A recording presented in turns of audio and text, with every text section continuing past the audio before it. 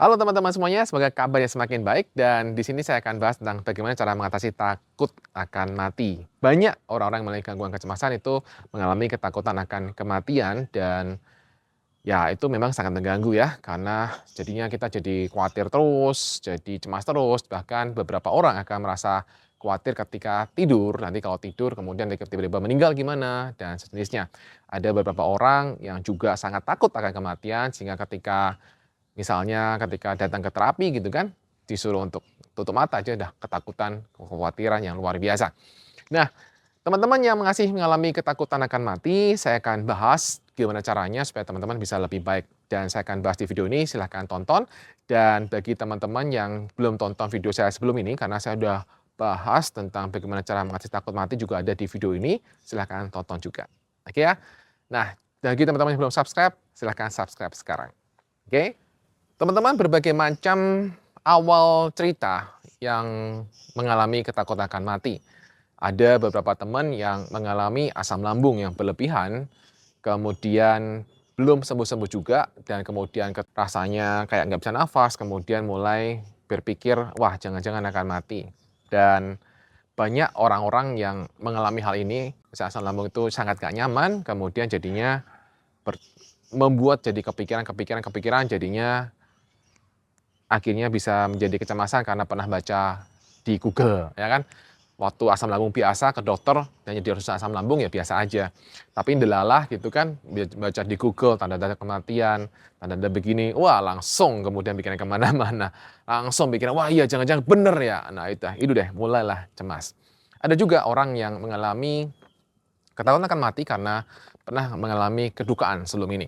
Jadi ada duka yang dialami karena kehilangan kerabat, saudara, dan itu membuat mereka sangat takut kehilangan lagi karena mungkin saja bahwa dia adalah orang yang sangat dikasihi, kemudian orang yang orang yang sangat mengerti dia. Jadi ketika meninggal kemudian kita ada rasa takut kehilangan orang yang kita kasihi. Next, ada orang yang takut kita akan meninggal. Kemudian juga bisa karena banyak orang meninggal, kemudian kita jadi khawatir juga bahwa itu saya akan juga meninggal karena saya mirip seperti dia, karena saya masih muda seperti dia, karena saya juga punya masalah asam lambung seperti dia, walaupun sebenarnya asam lambung tidak menyebabkan kematian.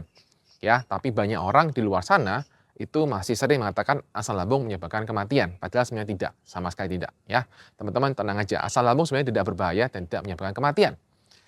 Nah, yang menjadi masalah adalah karena teman-teman terus berpikiran seperti itu. Nah, ada beberapa hal lain yang menjadi masalah teman-teman yang menyebabkan kemudian kita jadi takut akan kematian dengan versi masing-masing. Nah, teman-teman, yang menjadi masalah, yang menjadi poin saya adalah ketika teman-teman itu, teman-teman tidak bisa lagi memilih pikirannya. Jadi teman-teman, ketika ada sensasi fisik muncul ya, pusing gitu kan, pusing itu bisa karena cemas, pusing itu bisa karena asam lambung juga.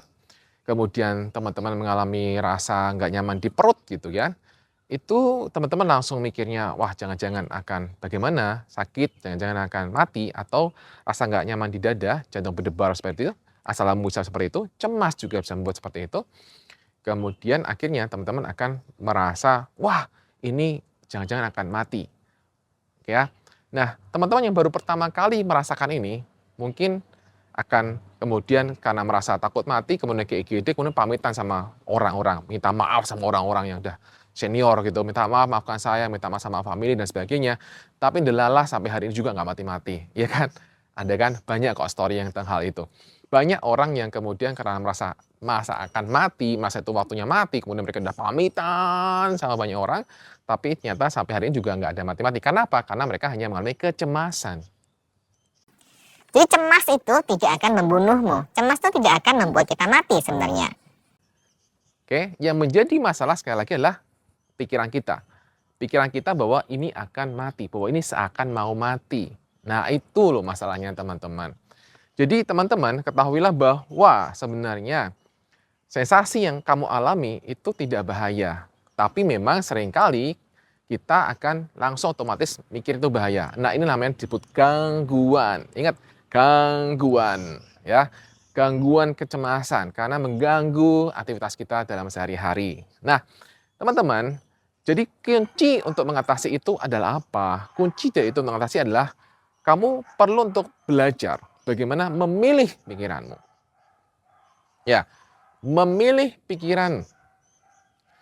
Karena ketika kita mengalami rasa nggak nyaman, itu akan banyak pikiran-pikiran datang, teman-teman.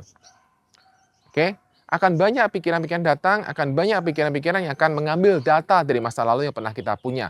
Jadi kalau kita punya data bahwa kita pernah baca di Google tanda-tanda kematian begitu, maka kita akan mengambil data itu. Wah, jangan-jangan benar kata-kata Google itu. Atau kita pernah mendengar kata-kata dokter, atau pernah mendengar kata-kata siapa, baca apa. Nah, data itu akan muncul, akan semakin membuat kita semakin, iya, jangan-jangan iya, jangan-jangan iya. Nah, itu masalahnya, teman-teman. Nah, pikiran akan datang, pergi, datang terus-menerus. Nah, poin penting adalah bagaimana teman-teman untuk memilih pikirannya. Ya, itu yang perlu dilatih, teman-teman.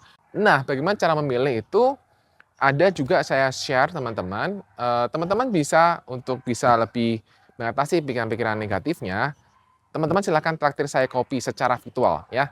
Traktir saya seharga kopi secara virtual.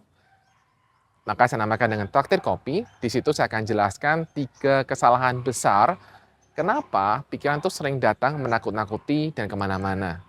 Dan saya juga jelaskan bagaimana cara untuk mengatasinya. Nah, traktir saya seharga kopi secara virtual saja, seharga 63.000 saja, teman-teman. Oke, klik link di bagian deskripsi dan teman-teman akan mendapatkan jawabannya. Nah, kembali lagi, teman-teman, bagaimana untuk kita bisa memilih pikiran itu skill. Dan teman-teman harus belajar skillnya. Kalau nggak belajar skillnya ya bingung, ya nggak tahu gimana caranya.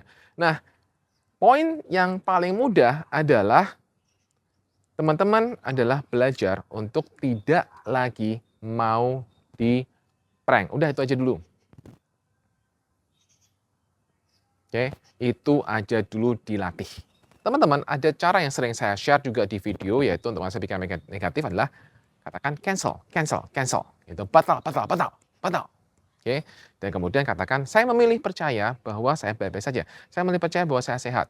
Saya memilih percaya bahwa semuanya akan baik-baik saja. Karena sebelumnya sudah pernah dan semuanya baik-baik saja. Maka hari ini juga baik-baik saja. Nah, itu teman-teman katakan. Ya, itu membantu teman-teman lebih baik. Silahkan dipraktekkan saja, karena cara ini sudah terbukti banyak juga yang lumayan membantu dengan menggunakan cara ini. Ya, silahkan dipraktekkan ya. Yang menjadi masalah sebenarnya adalah sensasi fisik, kan. Jadi ketika kalau teman-teman tidak ada sensasi fisik yang muncul, maka teman-teman akan merasakan nyaman, tenang. Tapi ketika ada sensasi fisik yang muncul, teman-teman mulai gelagapan.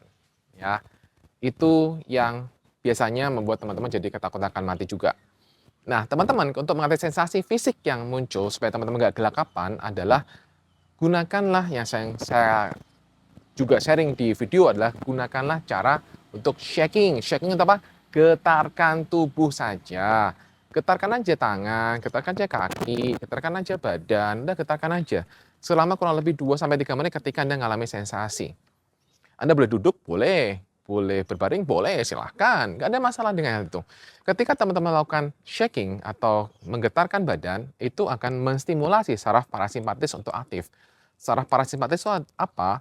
Yaitu saraf untuk membuat kita rest and digest. Saraf yang membuat kita akan merasa lebih rileks dan sistem pencernaan kita akan lebih bagus. Karena ketika kita cemas, biasanya kita akan mengaktifkan saraf simpatis, di mana akhirnya yang terjadilah sistem pencernaan tidak berjalan dengan maksimal, dan kita akan membuat jantung kita berdebar sangat kencang, dan kemudian nafas jadinya memburu, nafas jadi rasa pendek, dan lain-lain yang sering teman-teman alami. Nah, jadi ketika teman-teman shaking, ketika ada sensasi muncul, itu akan membuat teman-teman jauh lebih baik. Ya, itu ada sering saya katakan juga di YouTube. Silahkan teman-teman coba deh, silahkan coba. Dan juga ada saya bahas juga di buku Goodbye Anxiety. Itu adalah lebih detail di sana tahapan-tahapannya. Oke, kalau belum punya Goodbye Anxiety, silahkan punya buku saya, karena itu buku yang bagus. Cara yang lain yang membantu adalah silahkan teman-teman justru adalah mendatangi tempat-tempat yang teman-teman takuti. Jadi ketika ada orang meninggal, datanglah, taksialah ke sana, kemudianlah teman-teman melayat ke sana juga, silahkan lakukan, jangan menghindar, teman-teman. Ketika teman-teman misalnya takut dengan kematian, maka misalnya teman-teman takut di makam, ya pergilah ke makam. Benar, serius. Itu di awal ketika teman-teman melakukan hal ini akan merasakan, wow, sensasi akan datang. Ya, normal saja. Karena apa? Karena kita sudah mulai berpikir yang tidak-tidak. Nah, tapi ketika teman-teman bisa untuk terus melatih diri teman-teman untuk mendekati yang teman-teman takutkan, progresnya akan luar biasa dibandingkan teman-teman hanya diam dan berpikir.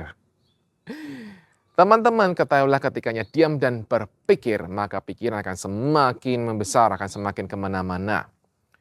Cukup sudah diam dan berpikir, bergeraklah. Ya, bergeraklah teman-teman. Jangan terus hanya memikirkan saja, karena ketika memikirkan saja, teman-teman hanya akan tetap di sana dan akan semakin, sekali lagi, banyak pikirannya. Ya, begitu teman-teman action, teman-teman kemudian mendekati, ada rasa nggak nyaman, ya wajar. Itu juga saya sering katakan pada klien-klien saya di Hipnoterapi Harapan Indah, teman-teman. Kalau kamu cemas, kamu dekati apa yang kamu takutkan. Jadi kalau kamu takut olahraga, olahragalah. Justru itu benar, latihlah. Nah, tugas saya karena saya menerapi dia adalah bagaimana saya membuat dia untuk lebih berani ketika olahraga. Bagaimana saya masukkan sugesti ke bawah sadar dia bahwa dia aman. Bagaimana untuk membuat dia lebih confidence bahwa dia mampu untuk memilih pikirannya. Itu tugas terapis masuk ke sana, membuat dia, membimbing dia, melepaskan trauma-traumanya, dan membuat dia lebih confident untuk melakukan itu. Teman-teman, ketika teman-teman bisa melakukan hal ini, progresnya akan sangat baik dibandingkan dengan hanya diam. Jadi teman-teman, poin pertama adalah tidak perlu percaya pada semua pikiranmu, kamu bisa memilih pikiranmu. Termasuk ketika kamu punya mimpi, mendengar suara burung, kemudian kamu mulai persepsi bahwa, wah, tanda-tanda kematian, wah, burung itu datang berarti ada akan meninggal. Wah, nah itu pikirannya muncul kan. Nah, sekali lagi teman-teman saya ingatkan, tolong kamu tidak perlu memilih pikiran itu. Pilihlah pikiran yang bermanfaat. Nah, kalau mau lebih detail caranya ya praktis saya copy secara virtual saja teman-teman ya. Cuma murah kok, cuma 63.000 saja ya. Silahkan dan saya tahu caranya. Klik link di bawah. Semakin kita bisa tidak mengikuti pikiran, semakin teman-teman akan cepat baik. Kemudian teman-teman adalah bagaimana kita merespon sensasi fisik yang muncul. Iya kan? Karena biasanya ketika sensasi fisik muncul, kemudian kita biasanya mikirnya aneh-aneh. Nah, makanya saya berikan tips adalah cobalah shaking. Simple, sederhana. Ya, silakan dilakukan. Dan kemudian yang ketiga adalah apa teman-teman? Ya udah kamu deketi aja. Deketi apa yang kamu takutkan, itu prinsip untuk kita bisa pulih dari namanya gangguan kecemasan. Menantang, teman-teman, tapi setelah pemulihan terjadi. Ya. Nah, kalau kamu merasa tidak mampu, ya nggak apa-apa, pelan-pelan aja. Nah, kalau kamu membutuhkan bantuan orang lain, ya silakan kamu hubungi hipnoterapis, psikolog, psikiater, silakan. Ya, teman-teman itu pasti membantu kamu. Prinsip ini sudah saya terapkan pada banyak orang, termasuk pada teman-teman BPC, Good to Anxiety Disorder, BP Cemas Online Training, kemudian juga pada klien-klien saya selalu encourage mereka, saya selalu dorong mereka untuk dekati apa yang kamu takutkan. Ya, begitu kamu bisa mendekati apa yang kamu takutkan, kamu akan semakin lebih baik. Dan kamu akan merasa lebih confident, lebih percaya diri. Buktikan saja. Cara yang lain yang bisa membantu kamu untuk segera pulih dari gangguan kecemasan terutama takut mati adalah ketika rasa, waduh nanti kalau takut mati gimana, nanti kalau mati gimana, nanti kalau mati gimana. Biarkan rasa itu hadir, oke, dan kemudian kamu pasrahkan pada Tuhan, terserah Tuhan. Mau saya mati kapanpun terserah. Aku pasrah, aku ikhlas. Nah ini, kalau kamu bisa lakukan seperti ini, kamu akan mengalami lompatan yang luar biasa. Kamu mengalami lompatan iman, ya istilahnya gitu ya. Kamu akan mengalami lompatan iman, kamu akan mengalami quantum leap. Kamu akan dibebaskan, langsung tidak ada takut mati. Ya, ya bisa. Kalau kamu mau, lakukan aja. Pasti membantu kamu. Ya, ini cara yang the best sebenarnya, tapi memang tidak banyak orang bisa melakukannya. Jadi jangan paksa juga diri kamu kalau kamu bisa melakukannya. Kalau memang butuh bantuan orang, ya silahkan kamu cari bantuan orang. Ya, demikian teman-teman. Semoga apa yang saya bahas bermanfaat bagi kamu semuanya. Semoga teman-teman segera pulih dan segera sembuh dari gangguan kecemasan. Salam, bye-bye. cemas.